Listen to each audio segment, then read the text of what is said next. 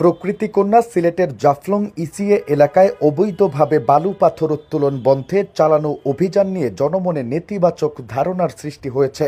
অভিযানে রওনা দেওয়ার আগেই খবর পেয়ে পাথর ও বালু খেকোড়া, ড্রেজার মেশিন এবং বোমা মেশিন নিয়ে ইসিএ এলাকা থেকে উধাও হয়ে যায়। আর তার পরিণাম ভোগ করতে হয় সাধারণ বার্কি শ্রমিকদের। রবিবার জাফলংয়ে সরকারের জ্বালানি ও খনিজ সম্পদ বিভাগ মোবাইল কোর্ট পরিচালনা করে বালু মিশ্রিত পাথর বোঝাই 50টি নৌকা ও 5টি ট্রাক ভর্তি বালু জব্দ করেন। জ্বালানি ও খনিজ সম্পদ বিভাগের নির্বাহী ম্যাজিস্ট্রেট সিমন সরকার জাফলংয়ের বল্লাঘাট থেকে 0 পয়েন্ট পর্যন্ত এই মোবাইল কোর্ট পরিচালনা করেন। অভিযানে খনিজ বালু মিশ্রিত পাথর বোঝাই প্রায় 50টি নৌকা নষ্ট করা হয়েছে এবং 5টি ট্রাকে লোডিং করা বালু জব্দ করা হয়েছে।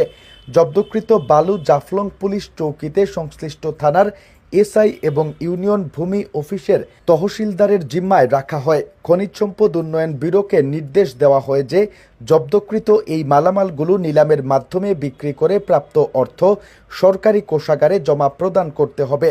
এর আগে 24 জুলাই খনিজ সম্পদ বিভাগের সংযুক্ত নির্বাহী ম্যাজিস্ট্রেট সৈকত রায়হানের নেতৃত্বে ও খনিজ সম্পদ উন্নয়ন ব্যুরোর সহযোগিতায় সুনামগঞ্জের তাহিরপুর উপজেলার লাউরারগড় উপজেলায় মোবাইল কোর্ট পরিচালনা করা হয়েছে।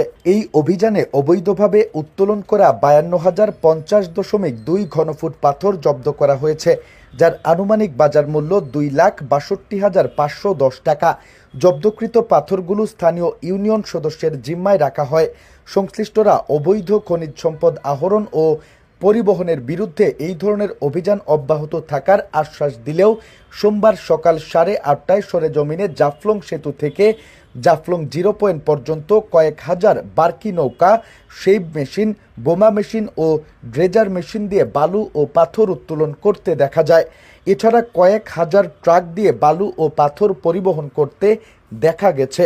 স্থানীয়রা জানান, সিলেট জেলা পরিষদের সাবেক সদস্য বহিষ্কৃত বিএনপি নেতা রফিকুল ইসলাম শাহপরান, আওয়ামী লীগ নেতা কালা শামসু, মোজাম্মেল হক মেনন খোকন, নুরুজ্জামান, বিএনপি নেতা জমিদার সেলিম, ট্রাক শ্রমিক নেতা ছবেদ আলী এসব সেভ মেশিন থেকে প্রতিদিন 25,000 টাকা করে চাঁদা আদায় করছে। এ বিষয়ে বহিষ্কৃত বিএনপি নেতা রফিকুল ইসলাম শাহপরান বলেন, আমি বালু ও পাথর উত্তোলনের সাথে সম্পৃক্ত নই, তবে আমার নিজস্ব জায়গা থেকে বালু উত্তোলন করেছি। গোয়াইনঘাট থানার অফিসার ইনচার্জ সরকার তুফাইল এই প্রসঙ্গে বলেন, জাফলং ইসিএ এলাকা থেকে পাথর ও বালু খেকুদের বিরুদ্ধে আইনানুগ ব্যবস্থা নেওয়া হচ্ছে। একাধিক মামলাও হয়েছে, তবু তাদের থামানো সম্ভব হচ্ছে না। এ বিষয়ে গোয়াইনঘাট উপজেলা নির্বাহী অফিসার রতন কুমার অধিকারী বলেন, গতকাল জাফলং